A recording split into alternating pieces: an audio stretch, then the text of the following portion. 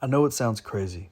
Even in the movies, people typically don't deliberately creep around a house when the owner's home. It's too risky. The way I saw it, though, I didn't have much choice. It was hard to imagine he would have a big paper calendar hanging on his fridge.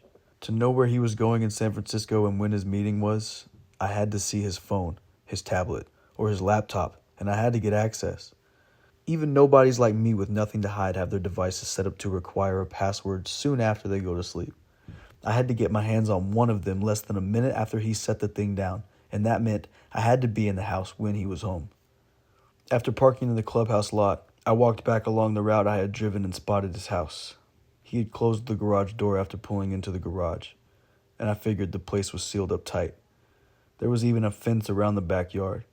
With sweaty hands, I tried the gate. It was locked, of course. I peeked between the slats and saw a path leading to the backyard. There was no one in sight, in the backyard or even around the neighbors' houses. It was early afternoon and the kids were still in school. Most people with real jobs were still at work. I looked a second time and then quickly scaled the fence. When I hit the ground on the other side, I paused and hid behind a shrub. Squatting there, I had a thought. I had crossed a line now.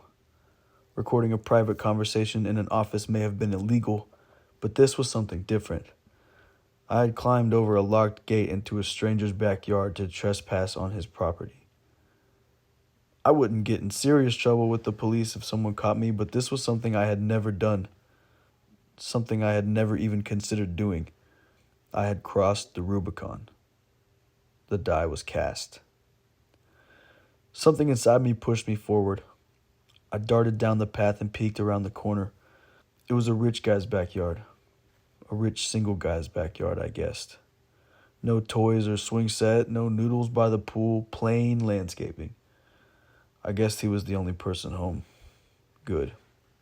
My mouth was bone dry, but the rest of me was sweating gallons. Was I really going to do this? I was.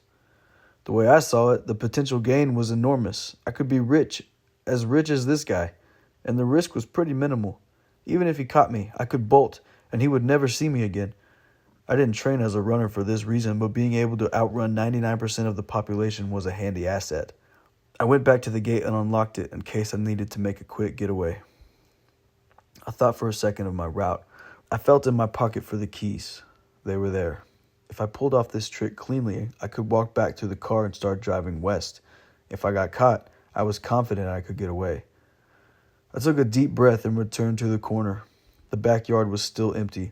I crept along the back of the house, behind the hedges, ready to turn back if I saw anyone.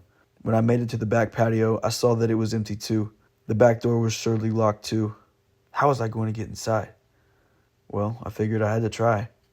I creeped behind more hedges until they ran out, and all that was left was a 20-foot open stretch to the door. I had to try it. I started toward the door. When I was a few feet away, it opened. Someone was coming outside.